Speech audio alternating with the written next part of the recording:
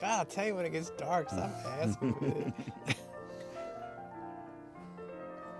All right, we're going to need to be quiet. All right, Lex, good luck. Good luck, Lex. It's full of Love you, Lex. It's full of Good luck curse in there. words.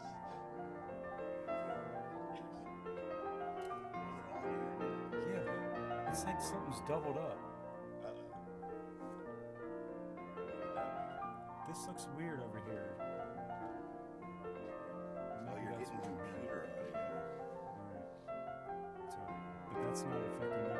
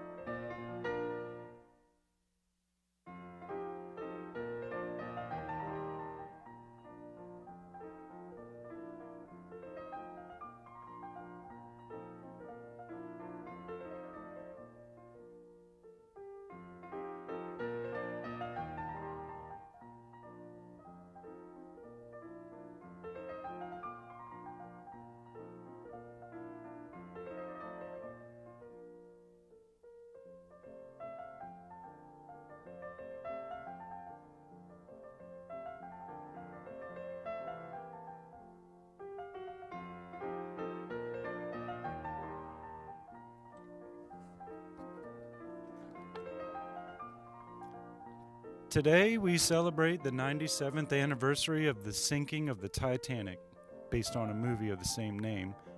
Babe Ruth's 1,000th home run, a razor-sharp blast to deep center field, the premiere of the I Love Lucy show, the one in which she and Ethel are forced to eat lots of chocolate and escape losing their jobs at the Hershey plant assembly line, and the beginning of the British invasion, led by those Liverpoolian rascals, the Beatles.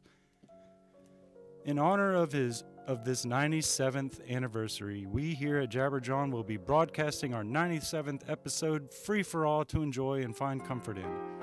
With our 100th episode just around the bend, we would love to hear any suggestions for how we should make the 100th episode one to remember. Steve, of course, wanted to try and jump 3 school buses on his motorbike, and Nathan wanted to cook his famous trout and rice dish. Lex suggested a night in the woods searching for abominations. I wanted to present a one-act Chekhov play, but due to budget restrictions, we have had to put a kibosh on those ideas for the moment. If you do have a suggestion that could be done in 90 minutes and not set us up for financial ruin, we'd love to hear from you. Now sit back and enjoy the 97th episode of Disney's Jabberjawn. Cue theme music. We're going to have to charge a heck of a cover for that.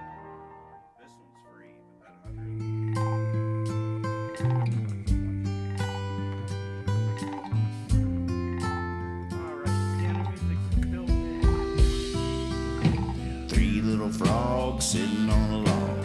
One of them fell in. One frog said to the other frog, well, you better go get her. Two little frogs sitting on a log. One of them fell in. Last little frog, he sat and thought, good thing they can swim. Jabberjaw. Jabberjaw. Jabberjaw. Jabberjaw. Three little frogs sitting on a log. One burst into a grin. One frog said to the other frog, wonder what's got into him.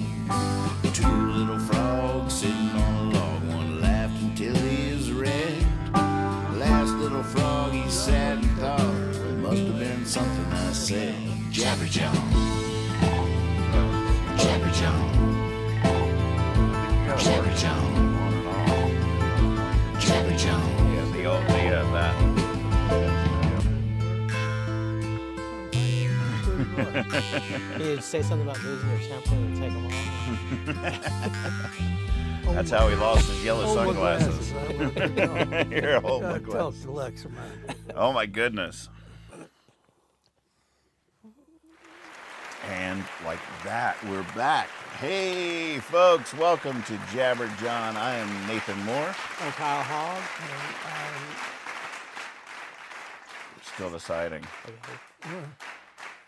I had it. I knew exactly who I was when I came in here. Well, you're my dad. You're supposed to take your glasses off. I'm and Nathan's dad. Thank you. You're AI. I'm Steve Moore. And you're not. There it is. Yeah, yeah. So we usually, I just want to say it's great to have Lex back in the driver's seat. Producer Lex, he couldn't be with us last week, and that was just, I mean, I looked horrible, I sounded horrible. That's all I know. I don't know if you watched yourself. I refuse to watch it. Yeah, I mean, I'm not ever going to watch it. I didn't recommend it. People are asking me what I did last night. I lied. It's like, I went to a basketball game. I went and saw JMU get crushed, is what I did. Now, we start with an arriving song and end with a leaving song. And I should be practicing this thing, but I didn't want to practice it because I didn't want to ruin the surprise. I'm on another yarn. I've stepped into another dark hallway that leads to God knows where. Super inspired by what is commonly referred to as a dobro, a lap steel, a lap slide.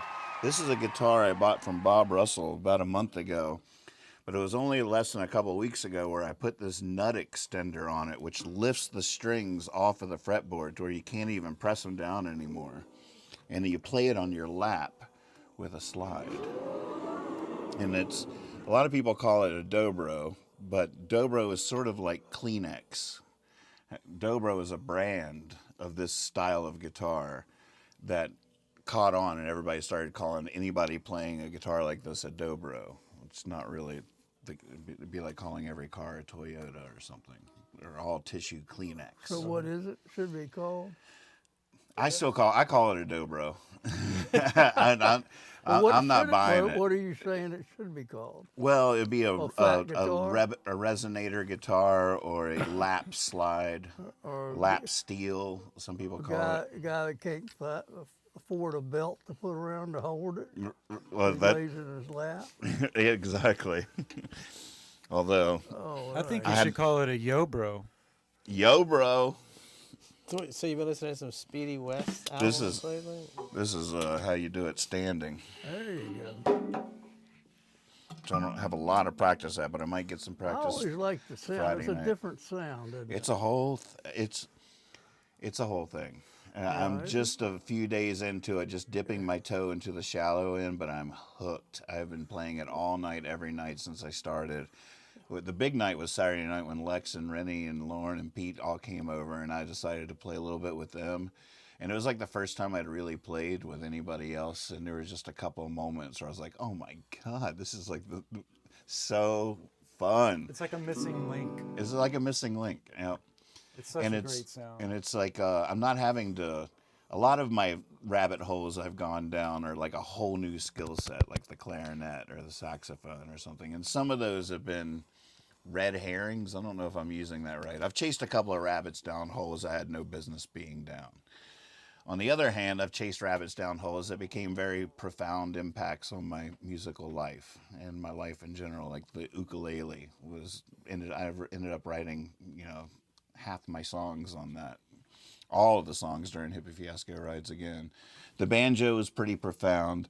The accordion, I had a moment where when I first started playing accordion in New Mexico back in the day, for a couple of weeks, I could have sworn God put me on this planet to play this instrument. I was like, this is it. It's everything. It's got a sound, a vibe. And then after 2 weeks, I hit the ceiling and I stopped growing, and I was like, get it away from me. So I'm a little bit nervous because I've felt this feeling many times before, but I'm also really excited because I felt this feeling many times before, and it's it's always exciting, and it might just become a signature part of my sound, and I might write some good songs on it. But at the moment, I'm still just dipping my toe into the shallow end, so I don't want to hype it up too much. So is this a But new my song you wrote just for this, or? No, I haven't written any new songs on it at all. I'm just learning how to, like, the basics. Like, I'm going on YouTube at night going, dobro basics. Teach me. Well, as someone who doesn't know a thing about music, but he listens to a lot of music. Who's that?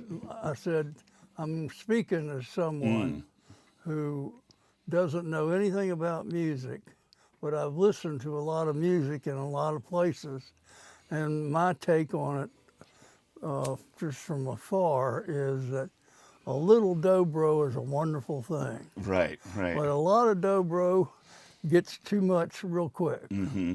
And I don't know if you know, does that make any sense to you musicians when you're playing with people? It just seems like it's a great instrument to blend in. Right. That's the way I felt at Marina. There was a guy that would play the dobro. And if you knew how to blend in, it was wonderful. Yep. But if you thought you should run the whole show, you ought to go You on got to be home. tasty with it. Yeah. Yeah, a dobro solo every song is probably not the move. Always, you know what I mean? But Exactly. that accompaniment the whole time, you're kind of soloing the whole time. Right. Yeah, Because it's hard to play rhythm along with it. Right, right. exactly. And, I but- think that's what I was trying to say. Yeah, 100%. Yeah. The one of the first things I tried to play on it. This you might recognize it. I'm not gonna. This won't translate to the show, but name this tune.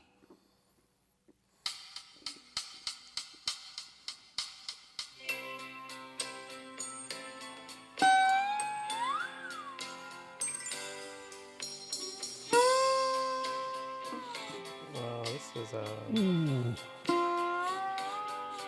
Oh man. Wow. what's the name of Oh, let's think. I know it. It was instrumental.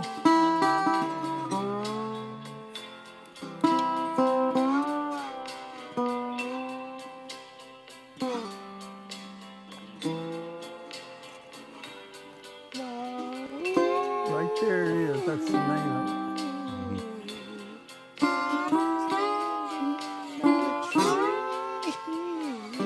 Oops. It's so funny. You take away that melody, and that's like 20 Every different song songs. ever. Oh, Donna. Yeah.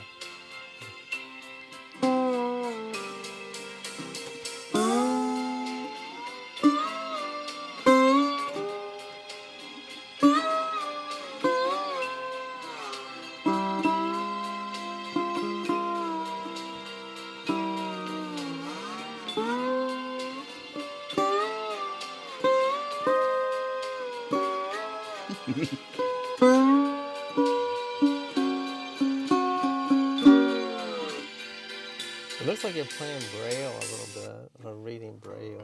Ah, Like the better you like get, that. the better you get, the more your fingers will work.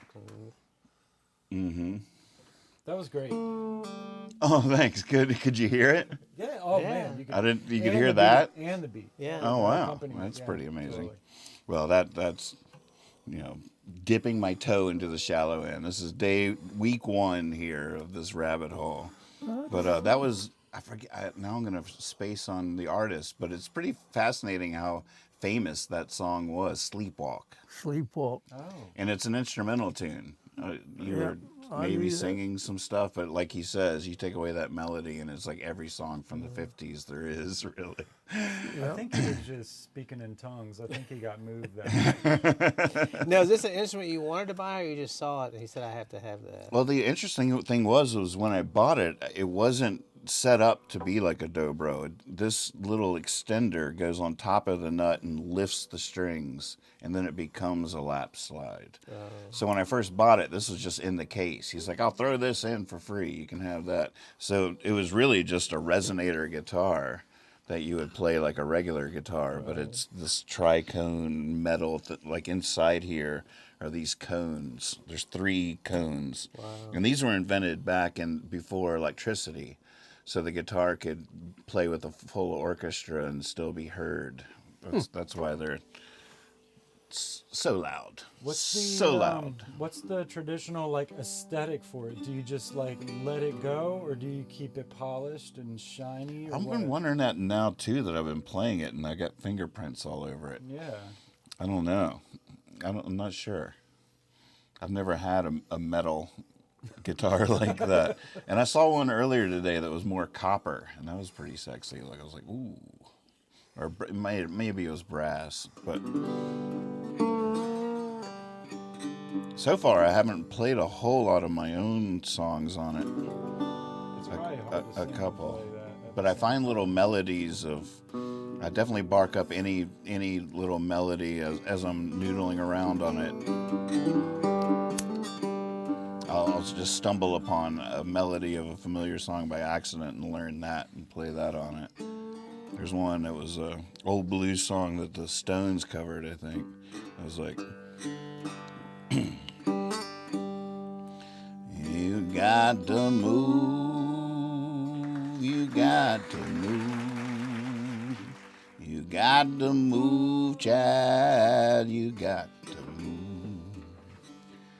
When the Lord get ready, you got to move. You may be high, you may be low, you may be rich, child, you may be poor. But when the Lord get ready, you got to move.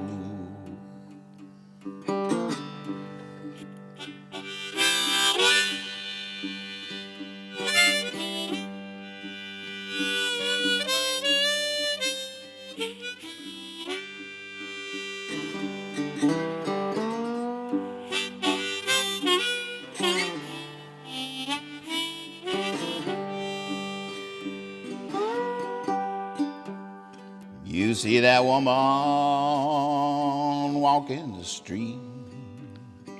You see the police walking his beat. But when the Lord get ready, you got to move.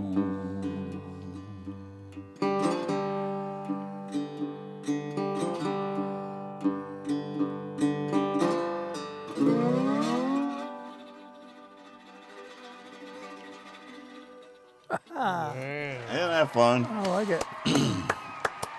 More later. Yeah, aren't the Hawaiians known for their steel? Yeah, guitars?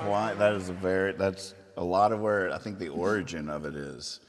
And it was like a Hawaiian sound, and they might have used bone. We were talking about that earlier. Oh, yeah. And then a guitar company came out with a version of it, and it was like the Dobson Brothers or something.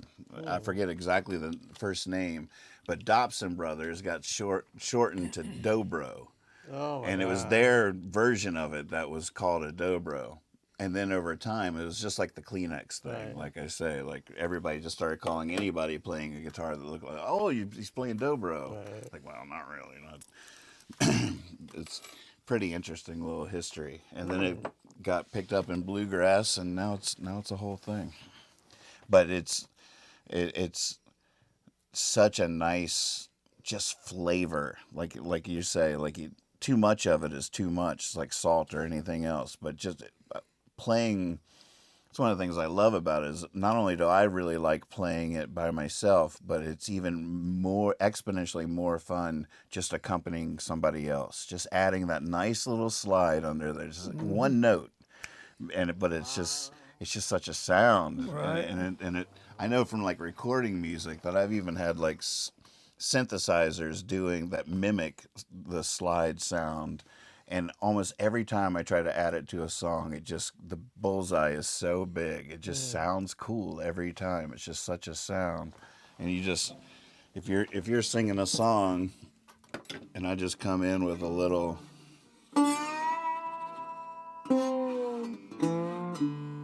It's just something about that sliding and the hanging. It's not like a bunch of tink, tink, tink. It's just, So what it's does always. What does the slide look like? I just got this new one today. It's a wood and metal combination. It's basically the same size as that. Mm-hmm. That's heavy. The term that comes to my mind is resonation. Yeah, this is actually called a resonator guitar with the cones in there. I am pretty amazing. Look at You that. know, you just got to admit that Maybe psychic. I come up with some stuff that Take your glasses off there, said Well, he's already got the pipe. sometimes I amaze myself. That's all I got to say. Other times it's I should have started to the bathroom earlier. Damn. Terrible. Just looking at the chats here, it looks like the chats are working tonight, which is great. We got Scott on YouTube. Hey there, good to see you. And Scott. Jay on YouTube. Scott says Garcia had a love-hate with the lap steel. He said it was the hardest instrument to master. Oh, That is interesting. that's cool. I hear he was pretty good. Yeah, I mean, that's heard of what him. I'm saying.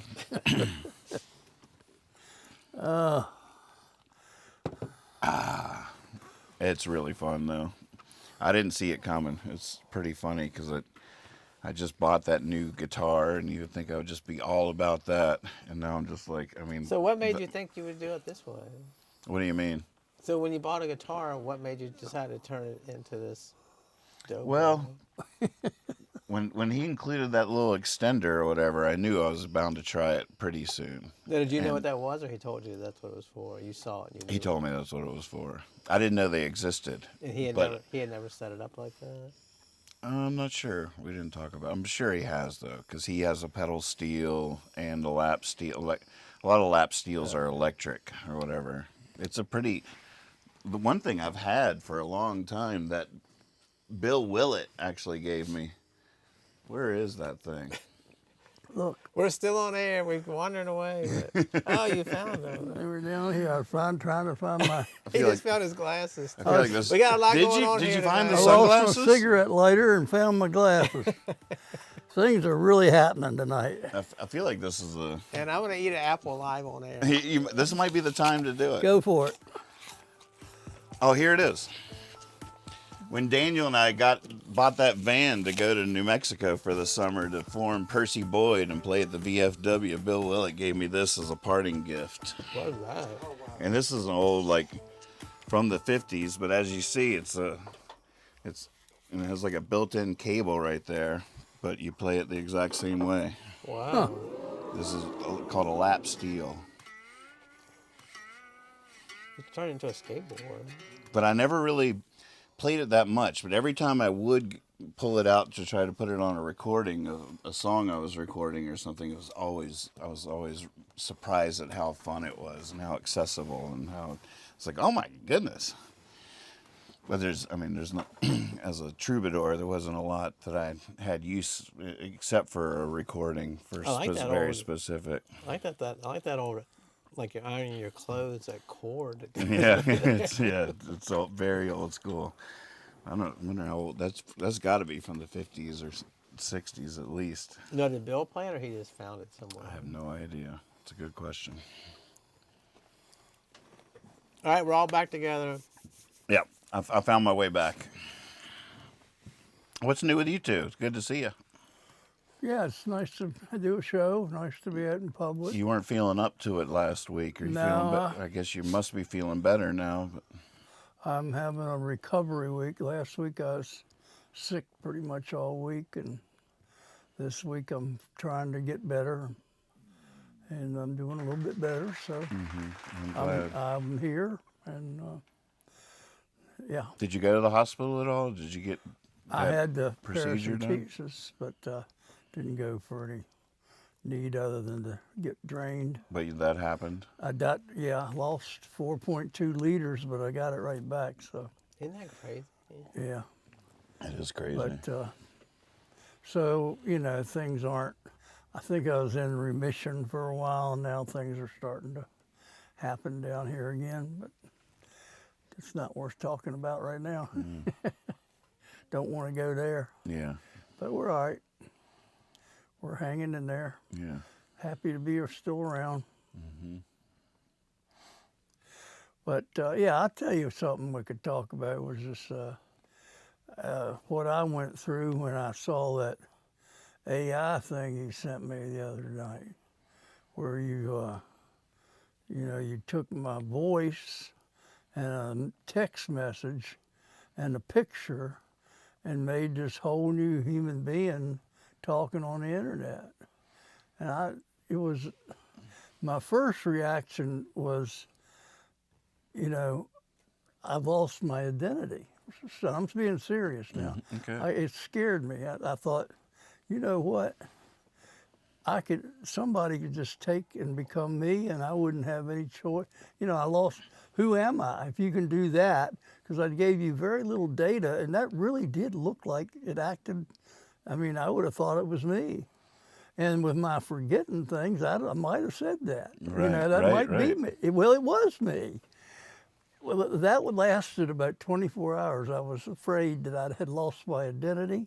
Wow. I didn't know who it was. And then I realized, after gradually over a period of time, I realized that, well, my identity sucks anyway.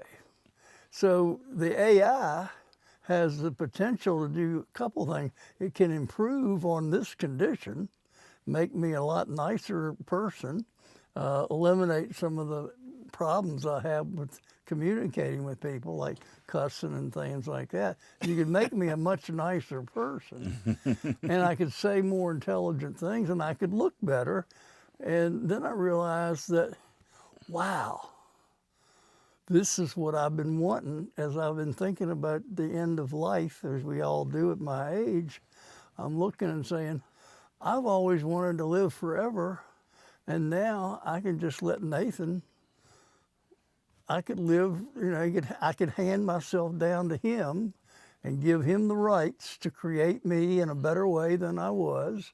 You know, in other words, you could own the rights to who I was, and then we could take all the things I've done, and down the road, I'll give you my journals. I go back to 1982 with all those journals. And why did I write those? What's going to happen to them? Well, y'all might just dump them. But now we're going to hook AI up and read every one of those journals and pull out all the good stuff and make a book. And so you have all this. So now I saw it as a wonderful experience. Wait a minute, is it going to be a book or is it going to be you talking it all? It doesn't have to be a book. It doesn't have to be a book. It can be me doing a weekly show and getting paid $1 million. Well, even more, I mean, what's really going to happen is exactly what you're saying, but even in simpler terms, like Elliot's kids would be able to ask you a question That's getting creepy. about your life. I mean, we're actually, this is probably a little bit more for the future, but you see how close that future is. Definitely, like Elliot's generation are going to leave an AI version of themselves for their ancestors to communicate with. Tell me about your dad. Like, you know, you could sit down and tell your AI everything you want it to know about you. It could read all your journals, I mean, even if it's as simple as, hey, Granddad, read me one of your poems. You could feed it these shows, and it could decipher better how you think about things. Tell me the bat story. Yep. You know? Tell me the bat story. And each time it'll be a little bit different than the last time you told it, because AI will be programmed to be whimsical like that and to ad lib and So I will. It wouldn't just be a keep recording. Getting better, which I stopped doing in real life years ago. This is wonderful. There's hope. But it's fun. I felt really bad for several reasons, because I ended up using a version of you on one of my practices, and I felt bad because I didn't ask your permission, which I think was not right. It was one of those I'll just ask forgiveness instead of permission kind of calls. So I felt bad already for that. because I knew that wasn't quite right. But then I felt way worse when everyone watching that practice thought it was you. And I mean, they were even like, "Oh, Dad knows what to say." Well, that's exactly what I was telling you. What scared me, I got scared that night because I thought it was me. You're like, "I don't remember doing this." I didn't do that. Oh, I'm sorry. And I didn't say that. Some of it I said, which fooled me. But then I said, well, wait a minute, I didn't say that. But then I doubted myself. Right. Because it looked so real. Yeah. And I had to watch it a couple times, which made me nauseous to watch myself talking like that. Uh-huh. But good Lord, that was scary. And just so y'all know, and I realize if we do share the one that I put in the show software over there is not the one that we're talking about now that I sent to everybody originally. Last week when Dad couldn't make it for the show, he sent this text message about how he can't make it, but he wants us to go live anyways, and he wants to watch it from his chair and stuff like that. So I took it. All right. So here's what I did. I bought this. I bought a month's worth subscription to this AI service because I was looking to have. I spent like 2 hours last week with my puppets trying to create with a green screen and a puppets. I just wanted a puppet to pop up and say. And to tell people to like and subscribe to the YouTube channel, because that's the thing you're supposed to do when you're on YouTube. You're supposed to every show encourage people to like and subscribe, and I hate doing that for whatever reason. Like and subscribe, yeah, everybody does it. It's like you're supposed to do it. I was like, all right, I want it to be said every night, but I don't want to say it. I don't want to be that guy. I'll get one of my puppets, and they'll do it.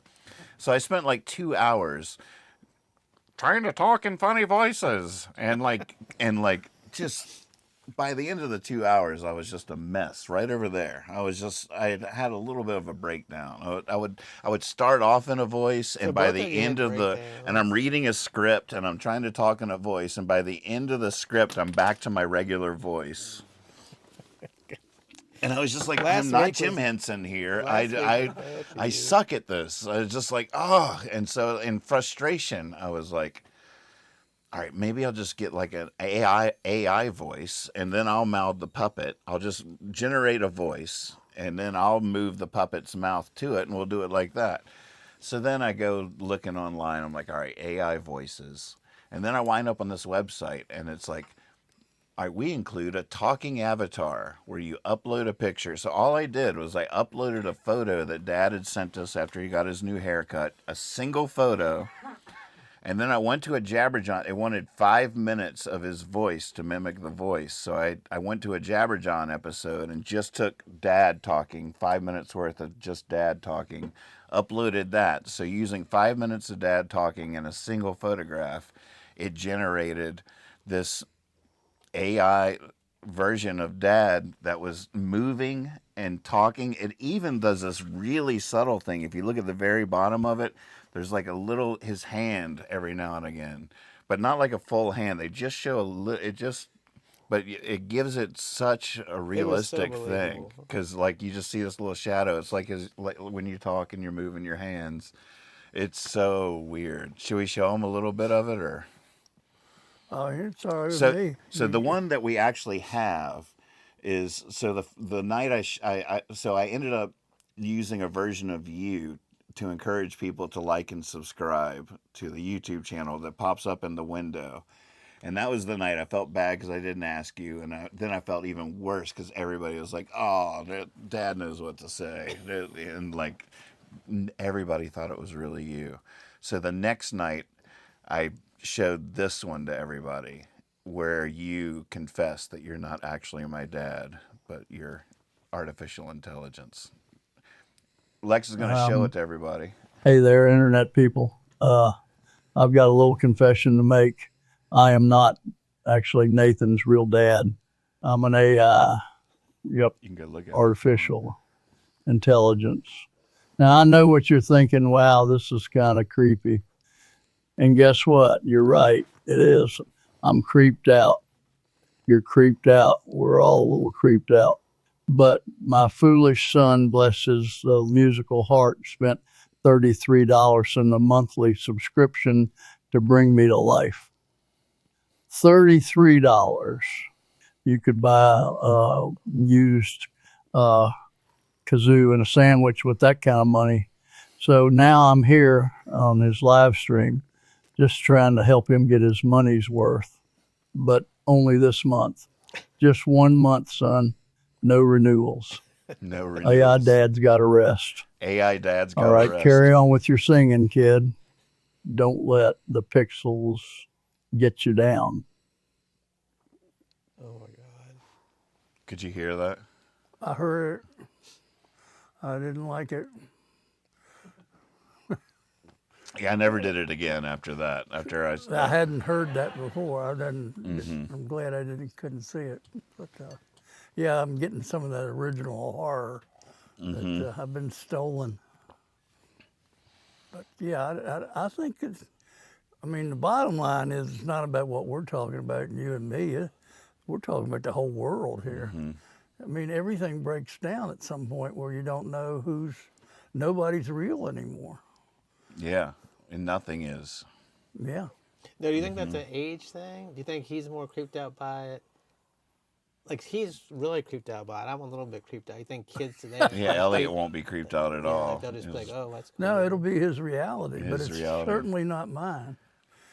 And not anybody that I grew up with. Mm-hmm. It's wild to think about that kind of change. It would be like folks who were your age back when the television first came out. Yeah. And they're like, wow, what's about to happen? You know what I mean? Or like photographs. You see, like, that's grandma. You know, you've never seen a photograph before. She's been dead for 20 years. And you look at a photograph like, oh, my God. Mm-hmm. Wow, that's crazy. Like, when I was watching it, I thought it was real. I was like, I've never heard him I can't believe he's talking this long into the camera. Right. How's he doing Yeah, and this? I was The production quality is a little bit... I was looking at it, and I was like, man, he usually doesn't just ramble on. He usually has, like, a quick joke. And then I was like, then one of y'all, somebody put in, it was like AI or something. I was like, God, man, I was sitting here thinking he had really sent that thing. At And then, first, I thought, and I was like, okay, wait, no, it's generated. But it took me a little bit. It took me 30 seconds. yeah. Well, the funny thing is, I felt bad because I made plans to go out instead of doing the show. And he's like, I really hope y'all be there. You know, I was like, oh man, he's on the filming it, telling us to do it together. All right. He's really... It was funny. Saul and I were talking because Saul and I both love conspiracy theories. We've always loved that. And I was like, isn't it just tragic that right at the exact same time, like finally after all these years with Bigfoot and Loch Ness Monster and UFOs and all this stuff, finally everybody has a camera in their pocket.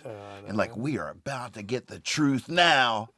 And then bam, right at the exact same time, you can fake anything now. It's like, oh man, give us 20 years with just everybody having a camera in their pocket before you come up with this. Because now we're never going to believe no one's going to know what to believe ever again. Like, I finally got a picture of Bigfoot. Yeah, whatever. Yeah, I mean, you see that even like Congress has hearings on like the UFO phenomenon and everybody rolls their eyes. It's like the New York Times comes out with footage of a UFO and everybody collectively yawns. And that happened.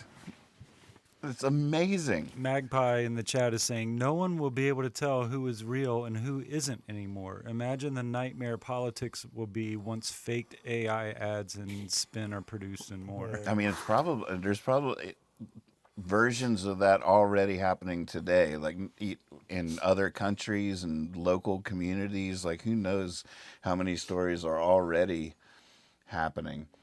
On the other hand, part of when you were talking, I was like, that is so cool. Like the idea that really, like, we could create an AI version of you that would be interactive, that would last forever. Yeah, there's definitely a good side of that. Based on But your there's journals. also a good side to what we've lost in terms of credibility, because they've been pulling our leg all along.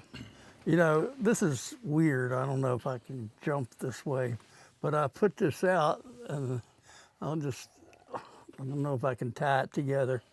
But it really bothered me watching TV the other day that it was a Beach Boys song, California Girls, and you know, I was listening to it on the TV, and they have these little blurbs, and it just said that only one of the 5 Beach Boys knew how to surf. Well, that offended me in some way. It bothered me more than it should have. I'm like, yeah, I just read that, and it just boiled for a while, and I realized what has been happening in my life is that things I thought were true all along, they were pulling my leg the whole time. So this has been happening to me my whole life. Right. But now I'm going to say, you prove it to me. You could be AI. I don't believe that. I need more proof. So maybe in some way it'll make you alert to the idea you can't be conned as easily. Right. I mean, you're we're making a entering huge that- point. Like we're- all of human history was basically shaped by some version of the truth that was really far from reality. Exactly. In a Myths. million different ways. Myths, Yeah. stories, and boy, the burden of proof back before electricity was I mean, you had to believe whatever the king said or whatever. Yeah, you and know, think like, of what we were believing in 1950. We were believing I Love Lucy. Up in New York in those apartments, that's what was happening. yeah.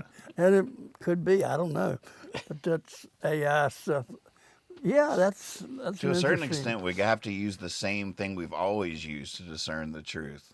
I mean, for thousands and thousands of years, there was no photographs. It was just the stories people told and whether you believed them or not. Yeah, exactly. You had books, but you could say anything in a book. Just because it's in a book. I mean, you think 1,000 years ago, the books just told the truth. Yep, that's an interesting observation. And the interesting thing is now, along with it, you got Chat GPT or artificial intelligence to ask, is this true? Right. And actually, they'll probably give you a straighter scoop than any human being that's Right. ever walked Well, the that's the planet. other thing, if they can detect it, because other things have been going through without anybody asking the question. Mm-hmm. And now everybody, that's the first thing they're going to say. Prove it. Prove this was real. Right. And then we'll talk about if it's right or not. Right. Mm-hmm.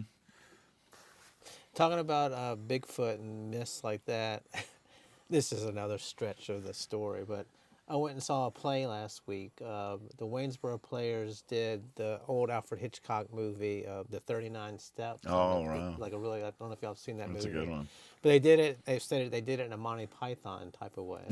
Really? Yeah, so it was really funny. I'm just cracking up laughing. But at one point, he's like, it was like on a stage out at Blue Ridge Community College, just like a chair. Then they just minimal, stage stuff. But at one point, he's running from the police, and the screen They open the screen, and there's just a white sheet with looks like a valley in it, and there's like a puppet, like a little puppet on a stick running, and the police are chasing behind him.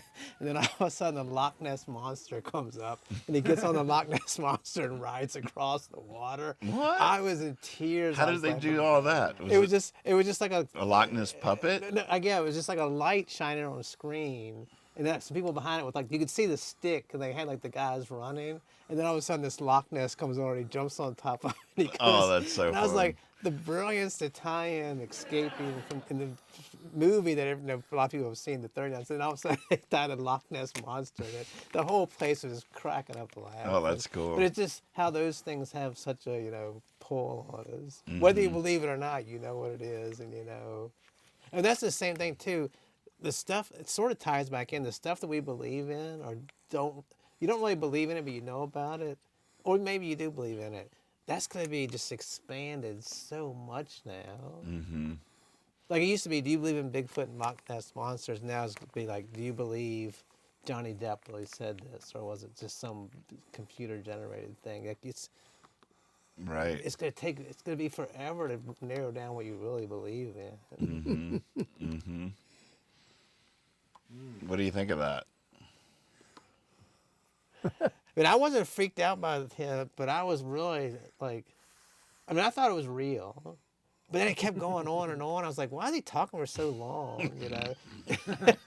And then I was like, and then I started feeling bad, like, man, why did I tell my friends I'd go out with them? I should have just said, I'll do the show, you know? Gee willikers. But then he said something, there's some weird stuff going on in your basement. I was like, oh, okay, this is not real. Oh, is that so? You thought it was real all the way up? Yeah. I watched it and thought, and I was doubting why he was.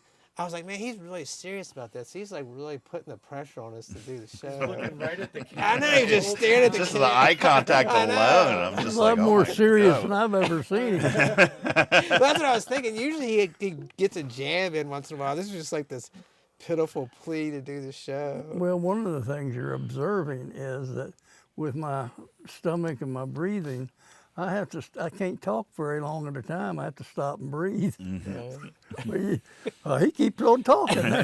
That's not real. That's not real. He must have thought he was doing awful well for someone that was canceling the show due to health issues. Yeah, I was he like, I looks don't awful know. good. You were doing a Yeah, diatribe that's- here. This monologue is evidence. You should have put like a thing behind me. He's at the beach or something. I don't feel well. Little umbrella in his drink. Like, yeah, guys, I'm just not up to it today.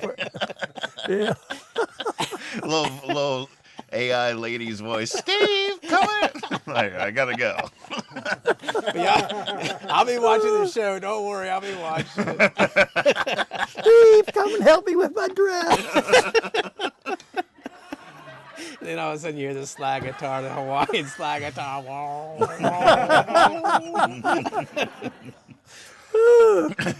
Sounds like a good show to me. I'll watch it. Yeah, that's great. I can make you surfing too. So, just There to you bring it go. full circle there. There you You could go. have done the whole thing from the end of a surfboard. Didn't you say on Facebook that you had? I feel like you talked about the Beach Boys thing on Facebook, but I feel like you made a different point on there. That you were acting surprised that any of them actually surfed at all. No, I was I surprised. read it wrong. Yeah. I thought you were saying like, holy moly, did y'all realize that one of the Beach Boys could actually surf? Oh, My no. mind is blown. No, my image was from college, freshman year, and I didn't know the Beach Boys that well. And there's some guys from Northern Virginia down at the end of the hall, and they had Beach Boys on all the time, and I just got that California vibe, and I assumed they were surfing safari. I Right. just assumed they were surfing and making love to beautiful blonde women. Let's go surfing now. Everybody's learning how. Come on a safari with me. Yeah, to think those guys sang that. That's AI. That's And what then- that is. Right, that's the original AI. They couldn't surf. And the Brian thing- Wilson never even saw a surfboard in his life. And to think that only one of them ever made love to a beautiful woman too. Well, that's the other thing. I'm reading about all these famous, beautiful Hollywood actors that end up being gay and whatever, and that's just not the reality I grew up with. I mean, I'm not shocked or surprised now, but Who was that? Rock Hudson. there's a whole bunch. Who was like played a heartthrob, ladies' Yeah, man. well, Troy Donahue. I mean, I wanted to be Troy Donahue. Maybe I am. baby.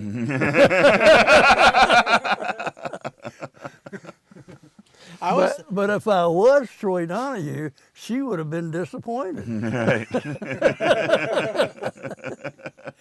There you go. There you go. Yeah, you had it better than you thought you did. Oh my goodness. I was telling him on the way over, the book women have to go through this all the time. Like men write these books from like a woman's point of view, you know, it's just, I mean, they're probably thinking, you know, whatever, they're reading it. But the book I'm reading now is written by a woman back in the early 1900s. I used to date her, Willa. Willa Cather. Willa Cathers. Yeah. But Fine she's writing lady. from a young boy's point of view. And it's so hard for me to separate, you know, because it's one of those new edition books where they got all the information about the author and all that stuff.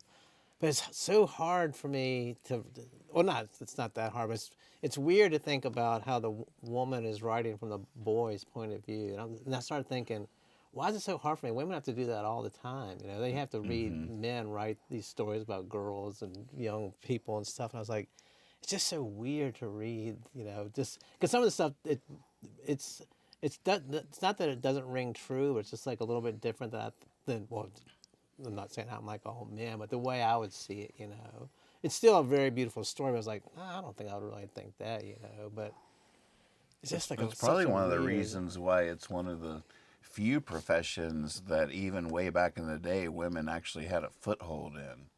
Like there are a lot of famous old women authors. With pseudonyms quite often. Well, yeah, both. writing as men, but yeah. like which was probably just because most men were terrible at it, and it wasn't believable. Right. And if you were a publishing house, like we need to get women authors because men can't do it. Right. They're not. It's failing. So we needed like all those classic books, Jane Austen, and that. Right. I don't. But the author was a lesbian. So, but they said back then you weren't allowed to write a book about another woman being in love with a woman. So she wrote it from a man's point of view, but to express her love for this person that she growing up with. And I was like, man, it's just such a weird. It's almost like AI back then. They were like putting. This is a man's point of view. Like, no, it's not. It's a woman's writing from a man's point of view. Mm-hmm. That's a lot of talent to be able to do that. Oh, I know. But I've read like 100. Is she doing a good job?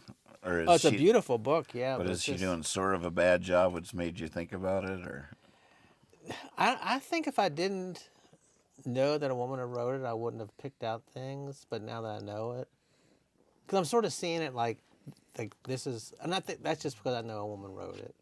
It's much more like, God, I don't want to say, God,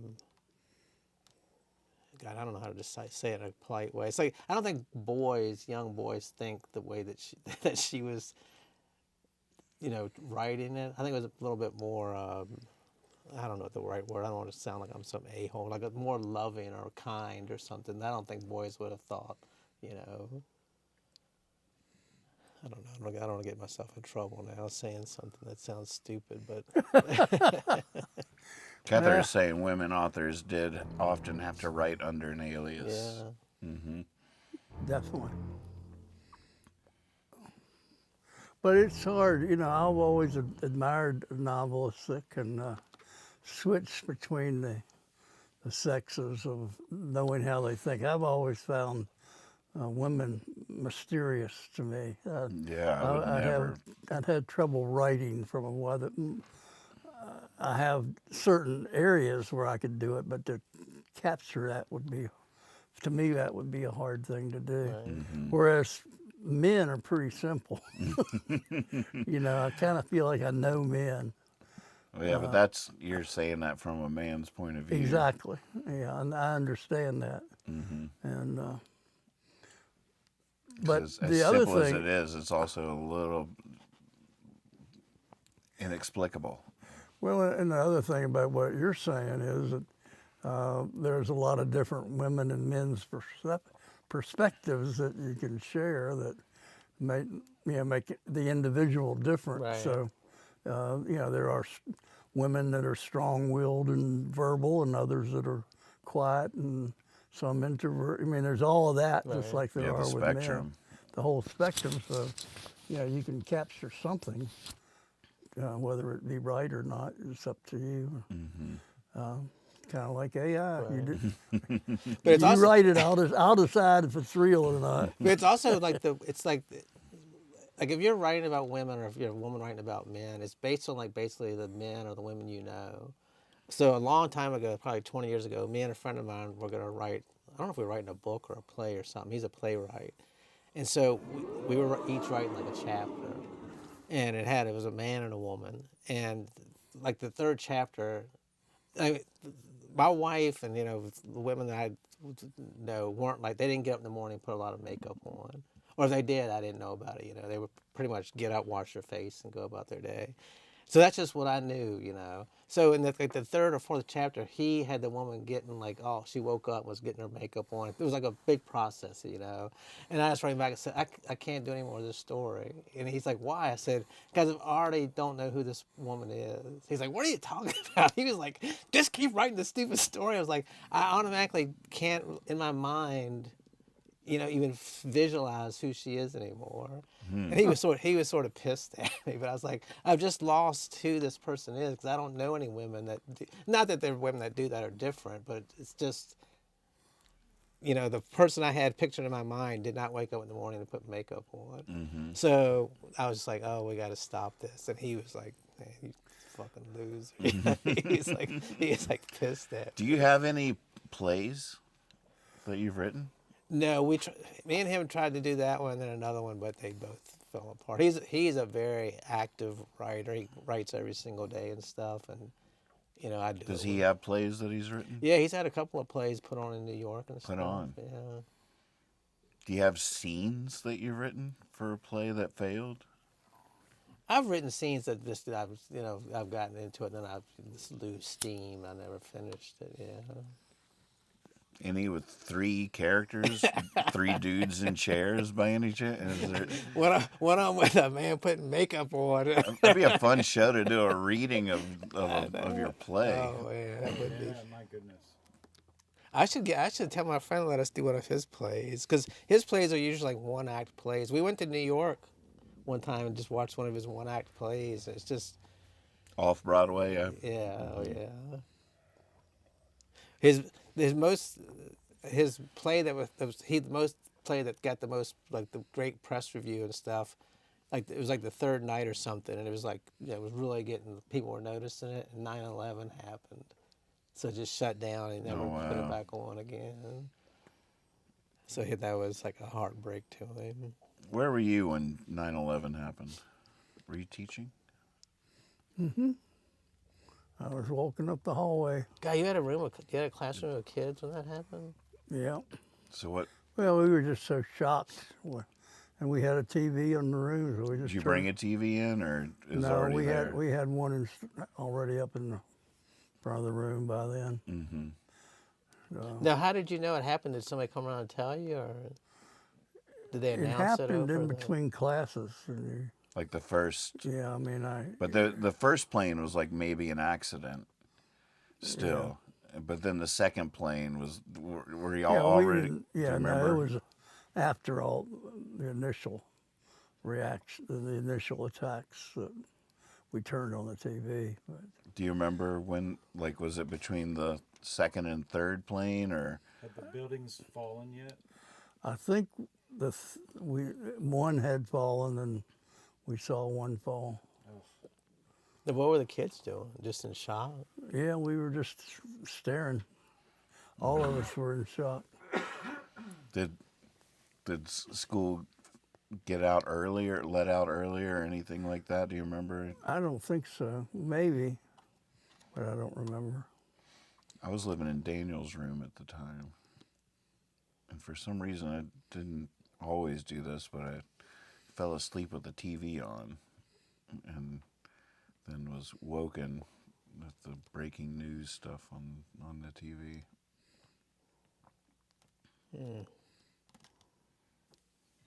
I used to listen to Man Cow. Anybody remember Man Cow?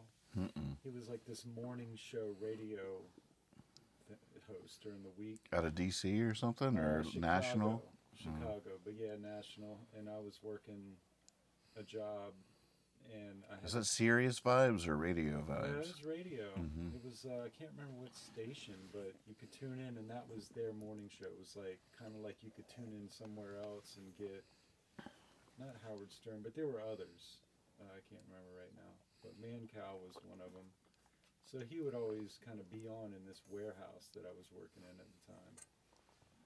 And so we were listening, I was doing something, and then heard him say, oh my God, you know, this just in, and he started talking about it, and we had a little black and white TV in the office at this warehouse, and ran in there, and as we were watching that coverage, like, the second one came in, and his just nuts.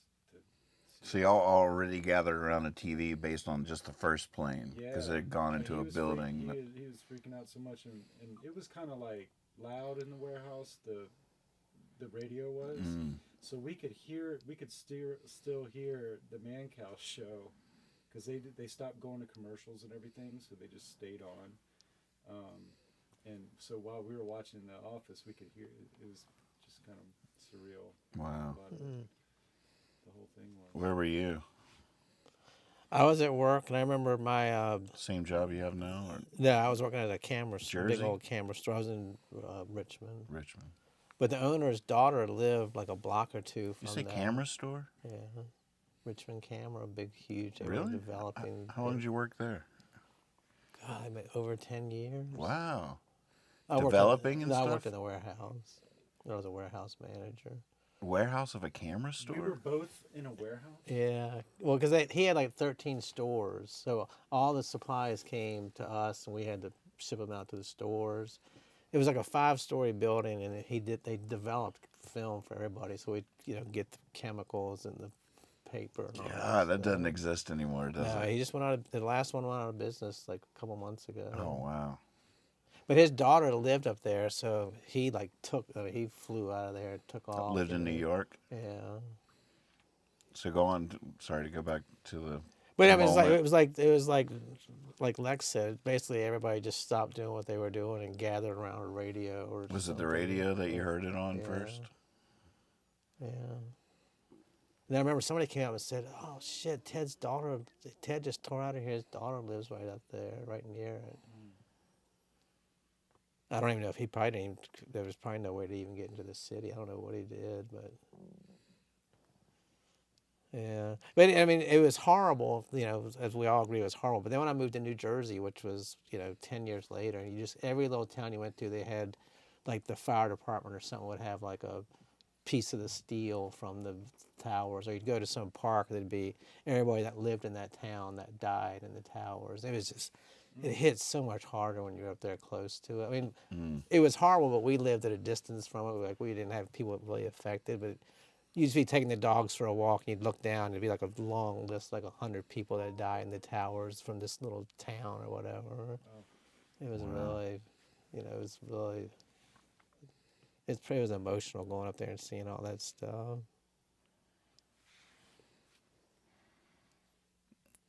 That was a. Well, that wasn't AI, was it?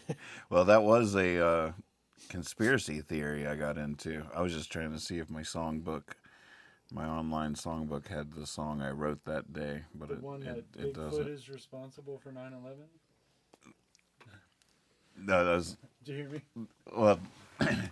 The conspiracy theory that Bigfoot is the responsible. Oh, I thought you meant the song you wrote that was about Bigfoot being no, not that I song. was like, the day it happened, you're writing joke songs. We need to lighten the mood up a little bit. No, but that is it didn't. My songbook didn't. I wrote a song like as I was watching all that stuff happening, and it's one I don't remember from memory, but Now, where were I you could living then? remember it. I was living with Dad, and yeah, Daniel Daniel's was in room was college. I was in Daniel's room, and I wrote the song called "Gotta Believe." At Trinity Point. Mm-hmm. Yeah. Gotta believe I do. Gotta believe I do. It was a hopeful song that someday we would rise above the violence and the hate and all that. But, holy moly! But now, okay, back to the conspiracy theories part. Then, in the following months or whatever, I definitely went way down the conspiracy theory rabbit hole. That yes, Bigfoot was responsible for the whole thing. Did you ever get into any of that stuff? The conspiracy theories? I remember that, it was funny that we were living in Richmond, and there was people that would just stand on the corners and pass out like little papers and videos and stuff. I remember one of them was a DVD I took home. It was all about all the DVD. Loose Change? Was it called Loose Change? No, I don't think it was. It was just like these guys would stand on the street corner and hand you just passing around their propaganda or their. Were they point of selling it view. or just giving it to you? A lot of them, well, some of them would try to sell, and a lot of times they would just give it to you. I think they just wanted to, spread their word. That's pretty intense to create DVDs and hand them out on street corners, telling people this. And it was all about how the government had done it and all that stuff. Mm-hmm. Of course, when you get it off somebody off the street, it sort of doesn't put you in the mind to believe it's true. What they're saying is true, but I mean, YouTube existed then. Yeah. So that's where I got into it. It was on YouTube, and it was a thing called Loose Change. And it was really well done. It was really well done. You're just like, you get to the end of this thing, and you're like, holy moly. God, controlled demolition. I could go down a list of things. But, and for like a good couple of months, like all the evidence I got supported the idea that it was all an inside job and different versions of that, but basically coming down to that. And it wasn't, for months I was in this world of like, oh my God, like what, and like just sort of freaking out. And then eventually Popular Mechanics came out with an article, bless their souls, that debunked each item by item, the bullet point list of the conspiracy wait a theory. minute, were you like a monthly Illustrated Mechanic reader? Or No, I was a believer in the 9/11 conspiracy and trying to get my hands on any evidence, anybody talking about it at all. And Popular Mechanics was the first mainstream source to address any of the things that were even being said, which is part of the But problem. you saw it online, or you went and bought a magazine? I feel like I read it online. Okay. Yeah, the internet was full on at that point, but it was a thank goodness. I don't understand how the mainstream media works to a certain extent, because people just ignore stuff and let it fester and let it metastasize or whatever, and not just take it head on. And like mainstream sources felt like discussing the thing was gonna make it worse, which just makes you feel like, what are they hiding? Why isn't anybody talking about this stuff? And then finally Popular Mechanics came out with a really well done article that took it point by point, and they knew what we were hearing and addressed each one from the idea that explosives were already in there to all these different things. And it was written in such a way that I'm a pretty scientific mind. That's what is so fascinating. That's why I believed in it in the first place, because it was all evidence-based. All good conspiracy theories are evidence-based. They're giving you the evidence. Right. They're not just telling you, believe me. They're showing you this thing and being like, this proves that this thing you think it happened didn't happen. Right. It's all evidence-based. So it's all really healthy terrain for conversation and for experts to step in and like explain why that's not true. Right. And I was completely there for it. And I was like, oh, thank goodness. Popular Mechanics, you just saved me. I don't even know what was about to happen. Wasn't there just a big earthquake or something in Taiwan or something? Now they're saying that building that fell, they're basically saying the same thing. It was they blew it up. Oh, there was something, somebody in there, or some information in there. They did. Yeah, they knocked it down on purpose. Oh my gosh, AI. I actually think, in terms of that the 9/11 conspiracy, as it played out, probably wouldn't last as long today as it did then. I feel like with AI and stuff like that, I would have gotten to the truth quicker than I was able to then, because I was desperately looking for the truth. I was like, I'd heard all this stuff, and I was like, and nobody was debunking it. I don't know. I'm not sure I could go as far down that rabbit. Who knows, though? I mean, we haven't had a similar kind of thing arise. For a huge conspiracy theory to happen right now, and it'll be interesting to see what AI's impact. If it's created by AI might be able to tell us immediately, like, no, I did that, or so, you know what I mean? Like, I'm not sure. That particular rabbit hole, I don't think I would have gotten as far down today, even though everything we've talked about. Now, did you have any interest when Trump released the assassination information, or that was? I was. Old news.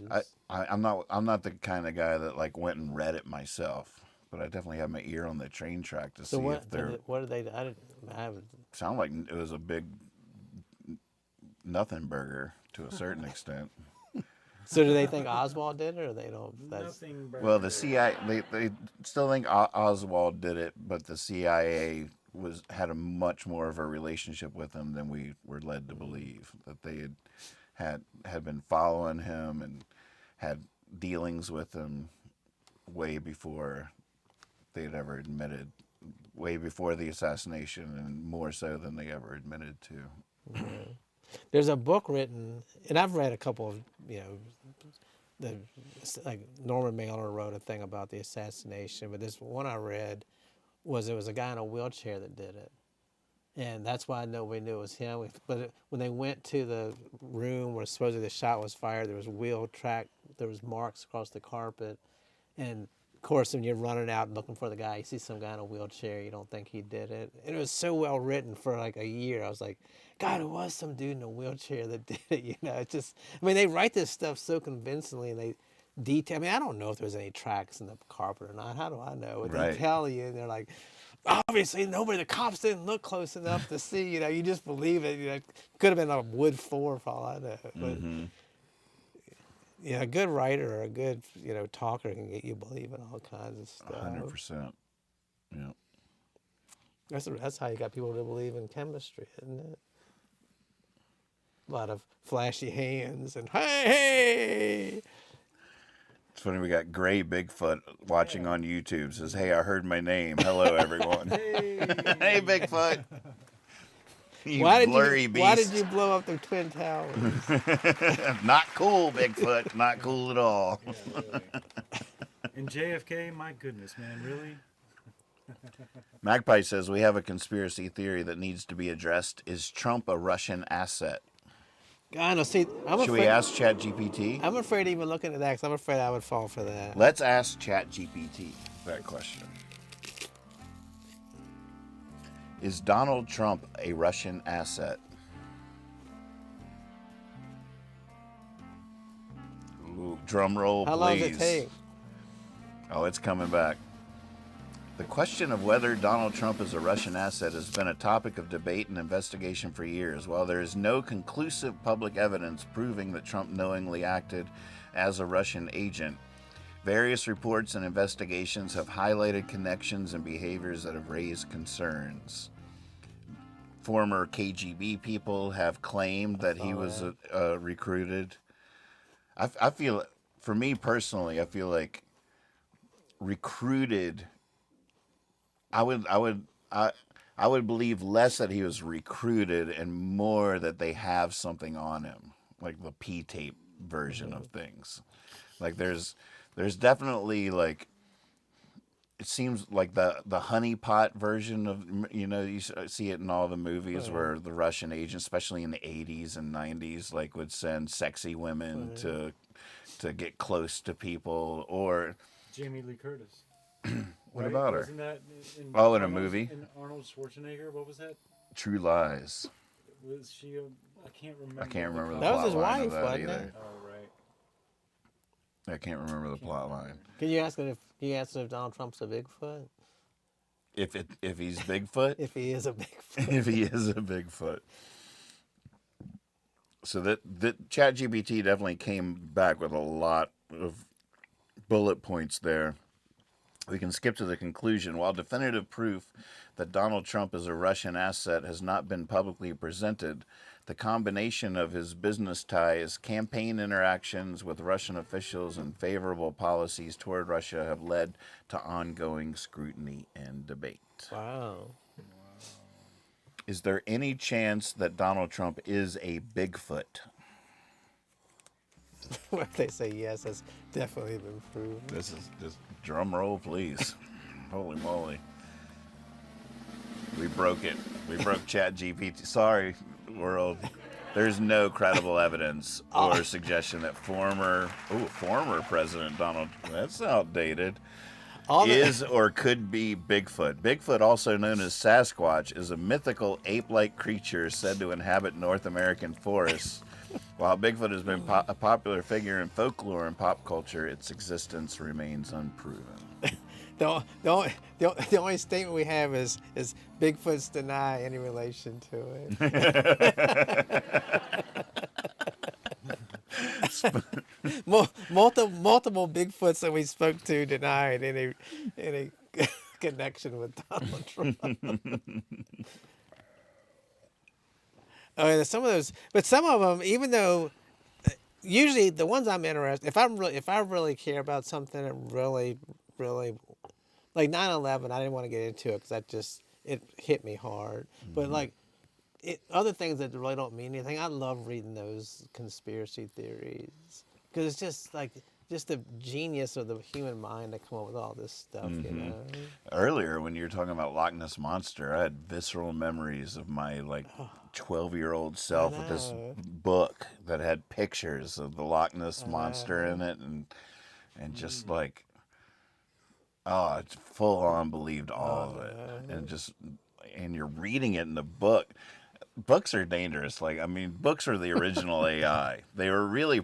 I remember that Gnomes book that you had growing up when I was growing up. Oh, that big one, sort of. I believed it because of the way it was written and presented. Like it was with the beautiful drawings and stuff. Yeah, the beautiful drawings. That too, yeah. It's such a great book. But they had diagrams and little lines showing you what this tool was used for, or their anatomy. They had parts of the book that really looked scientific that convinced me. I was like, oh my goodness, these gnomes are out there. I cannot wait to meet a gnome. Oh, they're going to love me. Gnomes are going to love me. That's what I thought. And I'm sure they will. Did he ask you to buy him a little gnome's costume they could wear around? I dressed up like a gnome one Christmas. Surprised him. Yeah, he was into gnomes. That book still has to exist somewhere. Oh yeah, that's a beautiful book. I feel so bad. There's only 3 things on that bathroom wall out at Trinity Point that I really am sad that I glued. Because anybody that had been to the bathroom out there, where we all lived together. At one point, I got this idea to decoupage the whole bathroom with photographs and memories from the family and friends. And I just wallpapered the whole bathroom. It was quite a thing. And after many, many years, Joe and Hunter, who live there now, decided they had to finally upgrade the bathroom to an actual nice bathroom. But you ever seen pictures were you ever in there? No. Oh, wow. But I flat out decoupage priceless things. And one of them was this giant picture of a gnome that you drew me when I was a kid in a swing, and the little thought bubble or the quote bubble above it says, "I don't care what you say, I do believe in Nathan Moore," or something like that. Do you remember that? Yeah. Yeah, it was in there for years. And I just glued that thing to the wall, which was beautiful. Whatever happened to all that? Is it under there? It might be under there. I'd like to think it's under there, I feel but it's like Joe told, because I asked him that when they were showing us the bathroom, and I think I remember him saying that they went over top of it. That would be great, because that some future excavation could reveal all those memories. Would be so fun. I just want to. I'm not even going to ask him. I'm going to take what you said as the truth and just think that it's under there. I don't need to. If it's not under there, I don't need to know that. I like that. It's funny. My house now, I've got a big painting of a gnome on a swing hanging in the main room. You have what? Is he saying, I don't care what you say, I do believe in Nathan Moore? It was funny. My ex-wife's sister had done the painting when they were in high school or junior high or something. And she gave it to us, and my wife hated it. Man, she's like, I hate that damn picture. Don't just put it in the basement or something. So when we were still separated, she moved out, but she had to come back to the house every once in a while. So one of the first things I did was went down to the basement and found that painting and hung it up. So every time she came in, she had to see it.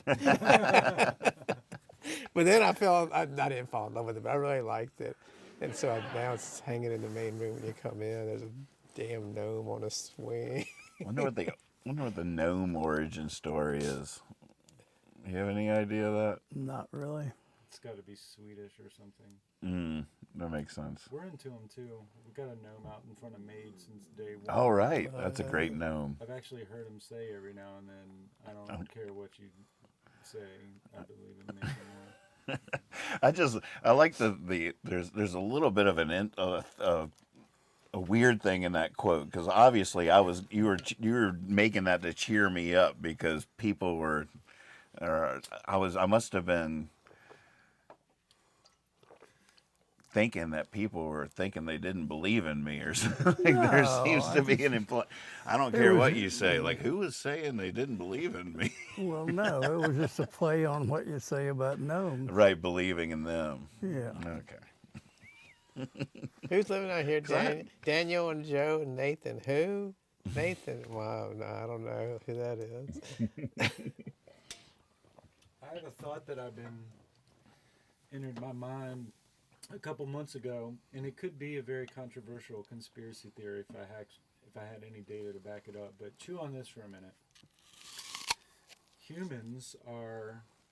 We are from another planet that crashed here during the dinosaurs, and that was the meteor that was the extinction event. Wow. Ah. How would we have survived? From our remains, Was Jesus on the spaceship? like the science, those materials that are involved with being humans were on the earth at that point, and then it was just a matter of a million years for it to actually happen somehow. I don't know. Again, I don't have the data to back it. Wait a minute. Oh, so we're not in a ship coming here as people. That's what I was thinking. No, we are. Like, could be a whole different. We could be the alien race that found this planet to inhabit because of whatever. But that's different than being also the asteroid that killed the dinosaurs, because that was a crash landing. If so, like, we definitely didn't land our ship right. Right. So we didn't survive and carry on, but maybe somehow our remains, being now on the earth when they never were before, did something with the rest of the I'm not sure elements. DNA works like that. Well, okay. No, wait a minute. Dad can help me Wait a here. minute, I'm confused. So you think we came, but none of the originals survived. Right. Oh, okay. I can't imagine surviving a crash like that if we're humans now. Like, we couldn't survive. Well, maybe they shot off things. So why do you have your aliens land at the same time of the crash? That doesn't make any sense. No, No, the crash is the asteroid. Is us. The asteroid that everybody says Yeah, but- caused the extinction event. It was actually a spaceship, and it was us coming to this planet. But couldn't they send a couple of explorer ones to make the original And dinosaurs? maybe they did. Man, we're getting deeper into this conspiracy now. No, but I do love. It's just funny that there was no signs of human existence during the time of dinosaurs, only after the extinction event. So what changed? Is there really just is a there an time overlap thing? of Another humans time? and dinosaurs? Did we coexist? No. We did. There was no caveman? Well, I mean, it depends on what you call a dinosaur. If you're talking about Tyrannosaurus Rex, we weren't. Right. No. Wow. But if you're talking about Birds. Alligator. or an alligator, yes, Right. giant alligators. And, They say birds are all related to come from dinosaurs. oh, there's no All doubt. of them, yeah. right? I mean, you go back far enough, we're next door neighbors. Yeah, because I mean, and like all the ocean, like whales and stuff like that. Like, they weren't killed by the asteroid, maybe. Were they? Spaceship. Well, not The every, spaceship. obviously not everything was destroyed. It was just certain species that couldn't adapt. I mean, like for mammals, the bigger mammals, like the mammoth and those things, might not have made it, but the little ones that are scurrying around eating seeds could make it. so- Right. Now, do you think Dinosaurs are hard to believe. Sorry to cut you off there. But, I mean, talk about conspiracy theories. Wait a minute. Really? They're a little. It's really. It hurts your brain to think about it, doesn't it? It's terrifying to think about. Brontosaurus, a giant. What's the biggest one? With the big long neck and the long Yeah, the Brontosaurus. Whatever, yeah. Brachiosaurus. Apatosaurus. Tyrannosaurus. I mean, it really hurts the brain to think about that. Now, did anybody even think about that until they found them, or nobody even thought about dinosaurs? Can you? I mean that. Like, Right? Can you imagine piecing that together? 'cause Like, like, holy. Because if no human ever saw one, you would never even imagine it. Then you'd like just find these bones in the earth. You're like, what in the world is this? Which was when, I wonder. Here be dragons. What's that? That's what the maps of the world back in the 1500s had for areas that they hadn't explored yet. Here be dragons. They had a myth that there were dragons, and we just hadn't discovered where all of them were. People went there, they just never came back. Exactly. But, Wow. That's cool. nobody returned, so they're basically dragons there. Now, what I was getting ready to say is when this meteor that we're on, we're like, we've lost control of it, we're gonna crash. They shoot off like a little one that's got, Escape pod? yeah, it's gonna land like 2 months later, and it's actually Noah's Ark. So Noah's Ark comes slowly to the ground after the fires are stopped. It's got two of everything. We're getting out there. This We could tell AI to write this story out for us. Oh, Like yeah. we just came up with this conspiracy theory. Make it sound believable. Please provide evidence. And we need at least one photograph to I'll bring in my report next week. Okay, so I just did a quick little search. The first dinosaur scientifically described as the Megalosaurus was discovered in England in the early 19th century. No, wait. Key timeline. 1677. The earliest known fossil thought to be from a dinosaur was described by Robert Plot. He believed it belonged to a giant human. Wow. 1815 to 1824 is when, that's 19th century. Yep. Fossils of the Megalosaurus were found and studied by William Buckland, a British geologist and paleontologist. So all the way So it up, was only like 200 years ago? like 200 years ago, first fossils were even found. And they were just like, can you imagine? So the Declaration finding of the- Independence and all that stuff was written before we even knew there was dinosaurs? Oh my God, that's crazy. I don't believe that. It's crazy, right? In 1824, Buckland formally named and described the Megalosaurus, making it the first dinosaur named in scientific literature.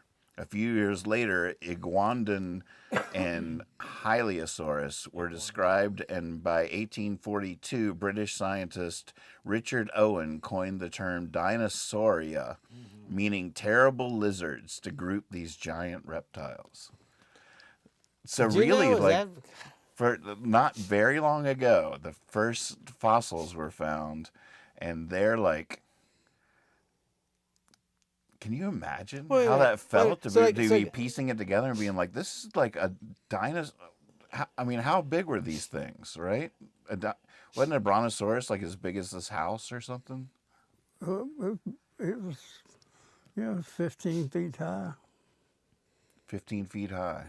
and probably 60 feet long. I'm making this up, but that's my head. Is Brontosaurus the biggest one? How big is a Brontosaurus? I think technically the Apatosaurus was the largest. Patasaurus? Apatosaurus. A-P-A-T. Apatosaurus. Oh, you're good guess, Dad. 15 at the shoulder, 15 feet tall, 70 to 75 feet long. Good gracious. Yeah, no thank you. Guys, so like the generation before. Maybe that's not as big as I thought, though. 15 feet isn't that much. That's only like twice of me. There's two Ralph They Sampsons. show brontosaurus, like giraffes are way bigger than that. Not way bigger. No, they're not. They're a little taller, but Not way bigger, right? The movies may be exaggerating a little bit, right? Yeah, I'm thinking All right, look up the like Apatosaurus. eating at the tops Now- of trees and stuff. No, what's that wolf they've just recreated again? That's all over the news. Oh, Dire the wolf. dire wolf. Yeah. Yeah, what do y'all think of that? Have you heard about that? Yep. I'm going to be riding one in the next life. In your next life? How about next week? I'm going to come up. And Digital life. The dire wolf talks first. I'm then you- looking forward to it myself. It seems like a lot easier than what I'm doing these days. Yep. Don't have to eat or nothing. Don't have to. That guy will never have to go to the bathroom. What a wonderful thought. Sorry. Just wandering around up here. Time check, 8:30. Oh, goodness. We did it again. Wow. Wow. You should do So it. the Patagotitan majorum, possibly the largest dinosaur ever, 122 feet long and 20 feet high. Okay, now see, that's intimidating. 60 to 70 tons. No, thank you. 60 to 70 tons. That's a lot of salad to eat every day. Right there. You're right, right? Oh, my goodness. There were herds of them. Well, it's time for our leaving song.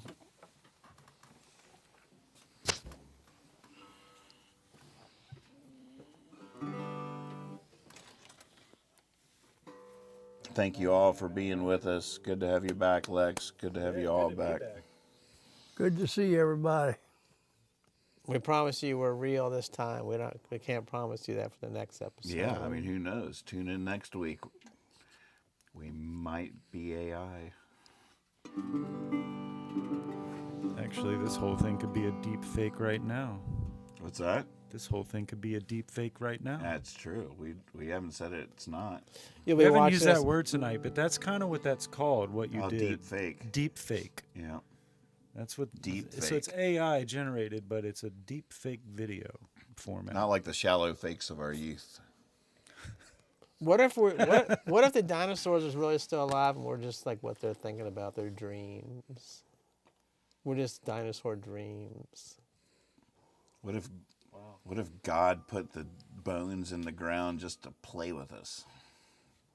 Just to mess with our minds, just to make us. Give us something to do. Yeah.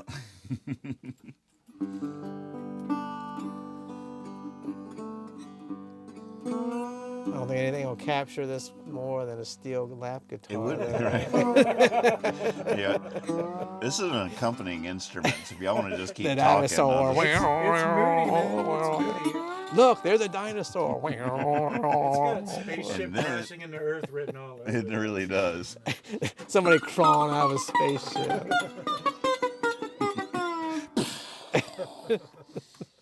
And man was born, and the dinosaurs died. Yeah. I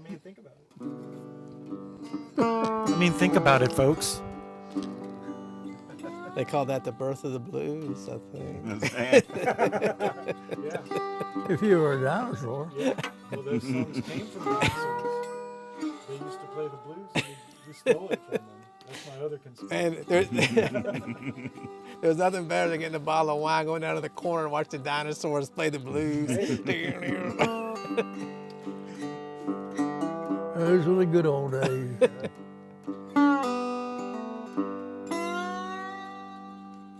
So this song was written not too long after the first discovery of the dinosaur.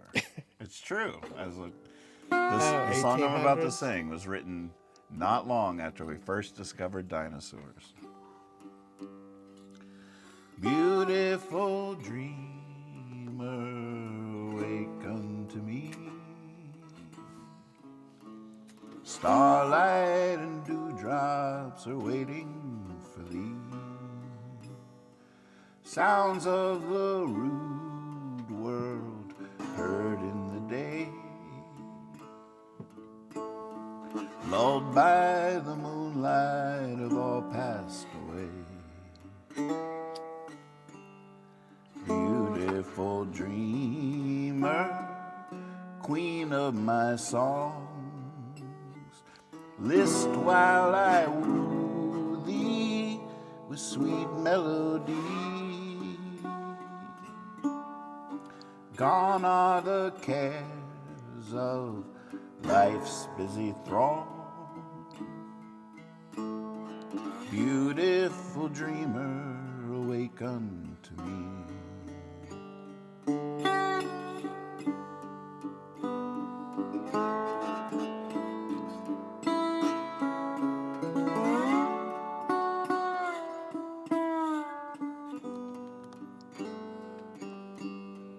Beautiful dreamer, out on the sea. Mermaids are chanting the wild laurel.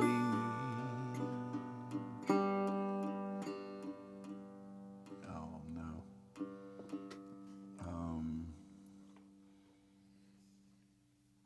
Over the streamlet, vapors are born,